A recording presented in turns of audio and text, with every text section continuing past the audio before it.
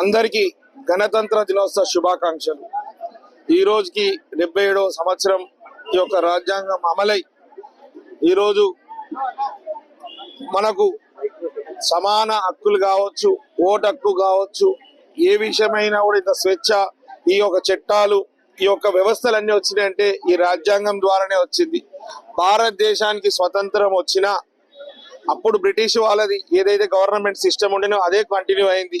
ఎప్పుడైతే బాబాసాహెబ్ అంబేద్కర్ గారు ఈ యొక్క రాజ్యాంగం రచించాలి, ఎవరికి ఇవ్వాలని అప్పటిన్న పెద్దలు, ప్రధానమంత్రులు వాళ్ళంతా కమిటీలంతా ఆలోచిస్తే అందరికైనా బాగా చదువుకున్న వారు, అన్ని విషయాల అవగాహన ఉంది ఎవరికి ఉందని ఆలోచిస్తే అంతకుముందు వేరేకి ఇవ్వాలని వేరే ప్రయత్నాలు జరిగినా కూడా సఫలించకపోవడం బాబాసాహెబ్ అంబేద్కర్ గారికి ఈ రాజ్యాంగం రచించాలని వారికి చైర్మన్ గా ఇచ్చి వారు కూడా సుమారు 2.5 సంవత్సరాల దాకా కష్టపడి దీని మీద సుదీర్ఘ అన్ని విషయాలు చర్చించుకొని వారు ఆనాడే కాదు భవిష్యత్తు తరాలకు కూడా మేలు జరిగే విధంగా భారత రాజ్యాంగం ఎలా ఉండాలనో వారు రచించారు।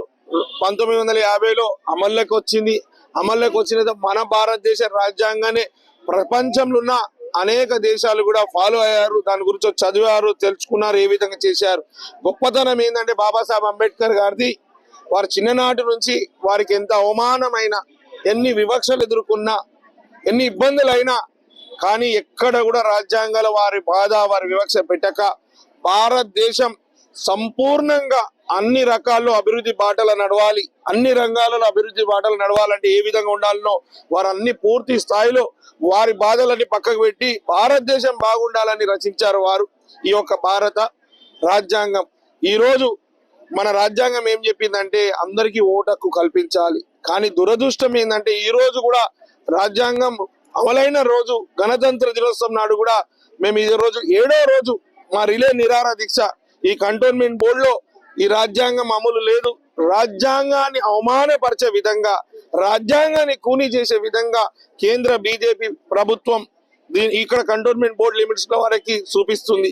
భారతదేశానికి స్వతంత్రం వచ్చిన స్వతంత్ర భారతదేశంలో అన్ని దగ్గర వేరే చట్టాలు, వేరే సిస్టమ్ ఉంటే ఇప్పటికే బ్రిటిష్ చట్టాలు ఈ కంటోన్మెంట్ బోర్డులో సాగడం, ప్రతి 5 సంవత్సరాలకు ఎలక్షన్ వ్యవస్థలో ఎలక్షన్ వస్తే ఇక్కడ 2020 నుంచి ఈనాటి వరకు ఎలక్షన్ లేదు।